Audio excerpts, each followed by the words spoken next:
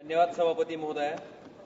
आपल्या माध्यमातून माझ्या मतदारसंघातील अतिशय गंभीर विषयाकडे देशाचे गृहमंत्री सन्माननीय अमित शहाजींचं लक्ष मला वेधायचंय। सभापती महोदया, एमडी ड्रग्ज नावाचा अंमली पदार्थ त्या ठिकाणी माझ्या मतदारसंघातील तुळजापूर आणि विशेष करून परंडा या ठिकाणी विकला जातोय। सगळ्यात पहिल्यांदा 14 फेब्रुवारीला पहिल्यांदा हे ड्रग सापडलं, त्याच्यानंतर 4 मार्चला दुसऱ्यांदा हे ड्रग त्या ठिकाणी विक्री करताना सापडलं।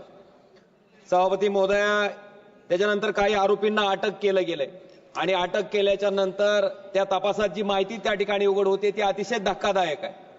मागच्या 2-3 वर्षापासून याची विक्री चालू आहे आणि त्या जी महिला ही रॅकेट चालवते तिचा अकाउंट तपासल्याच्या नंतर जवळपास 5 कोटी रुपये त्या एकाच अकाउंटवर त्या ठिकाणी जमा झालेले आहेत।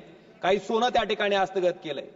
सभापती महोदय, माझं एवढंच मागणी आहे, विनंती आहे की 2-3 वर्षापासून नेमकं कोणाच्या आशीर्वादाने हे त्या ठिकाणी चालू होतं। स्थानिक पोलिसांचा त्या ठिकाणी याच्यात सहभाग होता आणि दुर्दैव असं आहे की ह्याचा तपास पहिल्यांदा हेड कॉन्स्टेबलकडे दिला गेला, त्यानंतर PSI कडे, त्यानंतर API कडे। मला वाटतं अशा गंभीर गोष्टीकडे अतिशय किरकोळ पद्धतीने त्या ठिकाणी बघितलं जातंय।